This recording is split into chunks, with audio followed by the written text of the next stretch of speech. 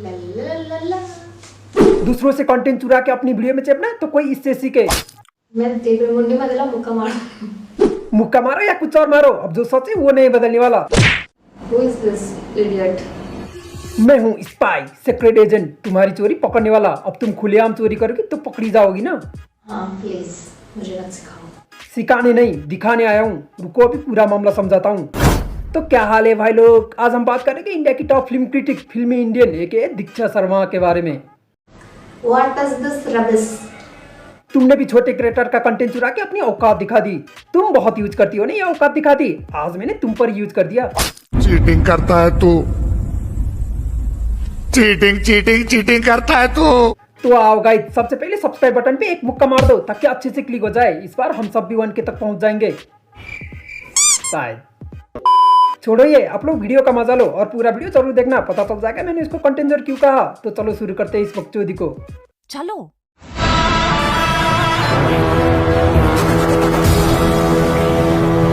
जब वाराणसी का ग्लिम्स आया तो इसका भी रिव्यू आ गया। अरे एक मिनट, ये क्या है? अरे दीदी वो ट्रेलर नहीं है, ग्लिम्स है। ट्रेलर लिख के फिर से ऑडियंस के चूकाड़ दिया, या फिर हाइप चूसने के चक्कर में भूल गई है ट्रेलर है या ग्लिम्स है। सोशल मीडिया पे शाम से एक फोटो घूम रहा था जिसको वाराणसी से महेश बाबू का फर्स्ट ऑफिशियल लुक बताया जा रहा था, बट लोग बोल रहे थे वो रियल नहीं फैन मेड होगा। ये वो लोग हैं जिनके सामने स्वयं भगवान भी आकर खड़े हो जाएंगे ना तो भी एक दो खोर तो निकाल ही देंगे। बोलेंगे भगवान जी आपकी कहानी ऐसी क्यों है, आपकी बॉडी भी ठीक नहीं है। तो इन लोगों की सारी इच्छा पूर्ति करना संभव ही नहीं है। मुझे पता था अगर वो सच हुआ ना तो तैयार रहो, अभी तक जो 2 पोस्टर्स के साथ हुआ क्या हुआ 2 पोस्टर के साथ? उसका 100 गुना ज्यादा हिट मिलेगा, क्योंकि हेट तो मिलेगा ही, क्योंकि इतने सब्सक्राइबर वाले लोग अपनी दिमाग छोड़ के ट्रोलर जो बोल रहे हैं उसी पे वीडियो बना देते हैं, क्योंकि इनमें अपनी दिमाग तो है नहीं ना। लेकिन किसने सोचा था राजामौली को एक दिन खुद अपने आप से कम्पीट करना पड़ेगा। इसमें कौन सी बड़ी बात है, हर कोई खुद से ही तो कम्पीट करता है। और इस लेवल की क्वालिटी 1000 करोड़ फिल्म में कैसे, इस सवाल का जवाब देना पड़ेगा। क्या कमी है, अब तुम्हारे लिए स्वयं शिवजी लेके आए। थोड़ा थोड़ा रामायण के अनाउंसमेंट वीडियो को भी याद कर लिया है मैंने, वो 2026 में ही आ जाएगी। आ जाएगी तो देखेंगे ना, तुम भी फालतू रिव्यू बना के पैसे छाप लेना। तो 2027 में राजामौली की इस फिल्म पे प्रेशर डबल हो जाएगा। कैसे? ओ हाँ, पहली बार देख रही हो ना राजामौली की फिल्म। आगे तो और झटका लगने वाला है, अभी तो बस मैंने शुरू किया है। अभी तो मैंने स्टार्ट किया है। सब कुछ देखने के बाद भी पता नहीं क्यों वो एंट्री सीन बिल्कुल अच्छा नहीं लग रहा है। AI जनरेटेड जैसा फील आया। मुझे तो तुम खुद ही AI लग रही हो, AI का कोई बिगड़ा हुआ प्रोजेक्ट। चाहे गुस्सा करो आप या फिर नाराज हो जाओ, बट ये शॉट राजामौली के करियर की सबसे महंगी फिल्म में कहीं से भी फिट नहीं होता। एक काम करो, एक मूवी तुम खुद ही बना दो और राजामौली को ये सिखाई दो कि मूवी बनाते कैसे। इसको कॉल आउट करना जरूरी है ताकि 2027 में हमें आदि पुरुष 2.0 देखने को ना मिले। अरे तुम्हें ओमरावत और राजामौली के बीच का फर्क भी नहीं पता क्या? क्या रिव्यू देगी रे तू? राजामौली का सबसे सेफ प्रोजेक्ट कहीं करियर का सबसे रिस्की तो नहीं बन जाएगा।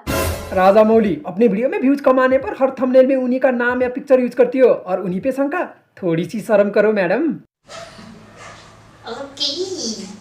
चलो अब बताता हूँ मैंने इसको कंटेंजर क्यों कहा। जब वाराणसी का ग्लिम्स आया तो इसका रिव्यू भी आ गया, चलो ये तो ऑब्वियस था। लेकिन फिर उसके बाद लैडर फैक्ट्स की भी वीडियो आया था उसी ग्लिम्स पे, और उस वीडियो में उसने ग्लिम्स का डिटेल भी बता दिया था। फिर उसके बाद दीदी का भी डिटेल वाली वीडियो आ गया।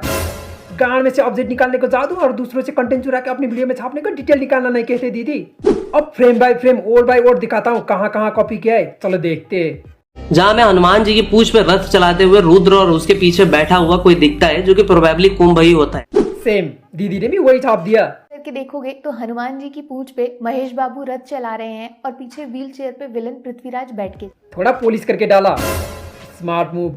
उस रस्सी को फेंकने वाला कोई और नहीं बल्कि रुद्र ही होता है, जो कि उस बंदर को बचाने के लिए वहाँ पे आता है। दीदी अटैक। सिर्फ इंसान नहीं, ये तो बंदर की भी जान बचा रहे हैं। ले दीदी भी लाइक कॉपी करके घटिया रिव्यू देके पैसा ही पैसा होगा रे। Oh my God. ये तो बस शुरुआत है, आगे बहुत कुछ बाकी है देखना, चलो देखते हैं। और हमें अंटार्कटिका के रॉ आइस सेल्फ दिखाए जाते हैं, जहाँ में रुद्र ट्रेकिंग करते हुए और कुछ लोग बोट पे दिखाई देते। दीदी आपको पता है ना अब क्या करना है? से देखा इस बड़े से बर्फ के पहाड़ पे कुंभा के आदमी लटक रहे हैं, लेकिन यहाँ भी महेश बाबू उन सबसे आगे निकल के। एग्जैक्टली दीदी, यही करना है। ओके चुप होके दिखाता हूँ आपकी करतूत। इससे एक बार सीन चेंज होता है और हमें अफ्रीका दिखाया जाता है, जहाँ पे again Mahesh Babu as a Rudra हमें पैराग्लाइडिंग करते हुए दिखते हैं। Copy and paste. अचानक से बर्फ के पहाड़ से अफ्रीका के जंगल में पैराशूट से लैंडिंग शायद कुंभा के लोग। बोर हो गए क्या तुम लोग? नहीं अभी और बाकी है, पूरा देखो, बाद में रील्स भी रोस्ट कर दूंगा। और उसी आइसबर्ग के नीचे कुछ अजीब सी चीज होती है, कोई टूटा हुआ शिप जो कि कहीं ना कहीं छुपा हुआ सा रहता है। Ctrl+C and Ctrl+V। है पुराने जमाने का ऑब्जेक्ट दिखाया जाता है जो किसी नाव के जैसा दिखता है। दीदी कुछ भी छूटना नहीं चाहिए, पूरा कंटेंट चेपना है, चेप दो। और लाल साड़ी में जो हमें दिखती है वो मंदाकिनी यानी कि प्रियंका चोपड़ा ही होती है। अब तो दीदी एक्सपर्ट हो चुकी है Ctrl+C Ctrl+V करने में। हवा में लटकने वाली ये औरत शायद प्रियंका चोपड़ा ही है। आज सब दिखाऊंगा मैं। लेकिन उग्रावती केव में भी नीचे कोई तांत्रिक हवन कर रहा होता है और रुद्र किसी को बचाने की कोशिश कर रहा होता है। अब दीदी की बारी। माँ को खुश करके स्पेशल पावर पाने के लिए यज्ञ भी हो रहा है, लेकिन उसको रोकने महेश बाबू पहुंच गए हैं। सब सही है ना? प्रॉब्लम तो नहीं आ रही है ना कॉपी करने में? डायलॉग बोलने में कोई दिक्कत तो नहीं है ना? कोई बात नहीं, एक बार और देख लेना उसकी वीडियो, यूट्यूब पे पड़ा तो है। जहाँ उन्होंने अपनी भक्त या फिर सखी डाकनी और साकनी की भूख मिटाने के लिए खुद का शरीर धड़ से अलग कर लिया था। और अब तो सबको पता ही होगा दीदी क्या करने वाली है, कॉपी। या वो खुद अपने आप को सेक्रीफाइस करना चाहती है, क्योंकि देवी की स्टोरी कुछ ऐसा ही बताती है। कर दिया, सही है। और ऐसा कहा जाता है कि यह शहर भगवान शिव के त्रिशूल पे स्थित है और इसे रुद्र का नगर भी कहा जाता है। अब यहाँ पे दीदी ने थोड़ा मॉडिफाई कर दिया, क्योंकि अपना भी तो कुछ देना है। टीजर की शुरुआत वाराणसी से क्यों? क्योंकि इसको भगवान शिव ने बनाया था, उनका घर माना जाता है। नाइस, मैं थक चुका हूँ, लेकिन दीदी वो नहीं थक रही है, तो दीदी ने एस्टेरॉयड संभावी 2027C यानी कि कॉमन एरा यानी कि आज से 2 साल बाद पृथ्वी पे गिरने वाला। दीदी टूट पड़ो। आसमान से गिरने वाला एस्टेरॉयड शायद 2027 में भी मंदिर के पास गिरेगा, इसीलिए दीदी की एक बहुत अच्छी आदत है, वो कॉपी करती है तो पूरा करती है, थोड़ा भी नहीं छोड़ती। बड़े से पत्थर उठाए राक्षस को मारना, जिसमें से काफी लोग इसे रावण बता रहे हैं, लेकिन मुझे लगता है कि यह कुंभकर्ण है। दीदी पूरा ही खा जाओ छोटे क्रिएटर की कंटेंट को। वो युद्ध लड़ रहे हैं कुंभकर्ण से, जिसमें सही है दीदी। कहेंगे भगवान राम ने कुंभकर्ण के हाथ पांव काट दिए थे। That's why Prithvi Sukumaran was in wheelchair with one। दीदी अगेन लेट्स डू दिस। ऐसा बताते हैं उन्होंने उसके दोनों हाथ और दोनों पैर काट दिए थे। क्या पता शायद इसीलिए पृथ्वीराज का नाम कुंभा रखा गया है और उसी युद्ध की वजह से वो प्रेजेंट में इस तरह पैदा हुआ है। हाँ बहुत हो गया, अब बारी है कॉपी की लास्ट पार्ट की।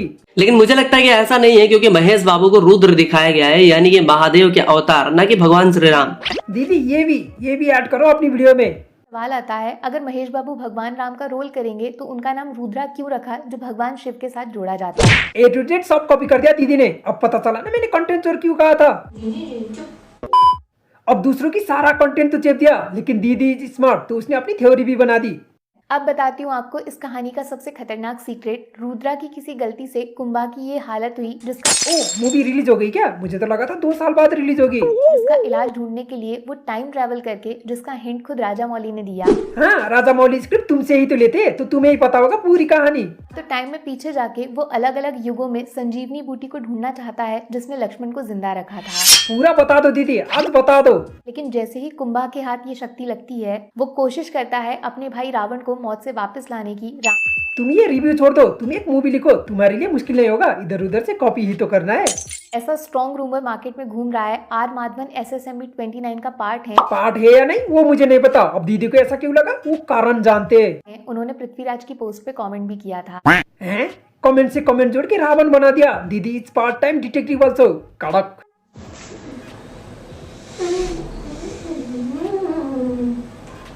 डिटेक्टिव दीक्षा। अब जब सबने वाराणसी की तारीफ करनी शुरू किया तो जोगली दीदी भी पलट गई। राजा मौली इस बार फिल्म नहीं इतिहास बना रहे हैं। विष्णु, महेश और शायद ब्रह्मा तीनों को जिंदा करने जा रहे हैं। पहले तो यही बोल रही थी, बेकार है बोल रही थी, अब पता नहीं कैसे पलट गई। शायद डोगली है इसलिए पलट गई। मेरा हो गया, अब बारी आपकी। मेरा थोड़ा बाकी है, रुको ना। तुम्हें बोल रहा हूँ, पूरा वीडियो देख के जाना, ऐसी भी क्या जल्दी है। प्लीज। अब फिल्मी क्रिटिक को रोस्ट किया है तो लास्ट में किस मूवी को कितना स्टार देती है वो भी तो देखना पड़ता है। तो बॉस मेरी तरफ से शमशेरा को मिलेंगे 5 में से 4 स्टार्स। ये स्टार देने में बहुत माहिर है, इसलिए इसने शमशेर और अवतार को सेम स्टार दिया। मेरी तरफ से अवतार द वे ऑफ वाटर को मिलेंगे 5 में से 4 स्टार्स। दीदी को करण मल्होत्रा और जेम्स कैमरन की मूवी सेम लगती है, दोनों की मूवीज में कोई डिफरेंस नहीं।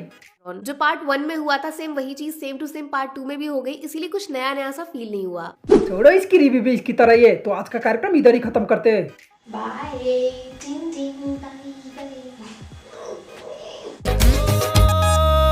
जिया हो बिहार के लाला।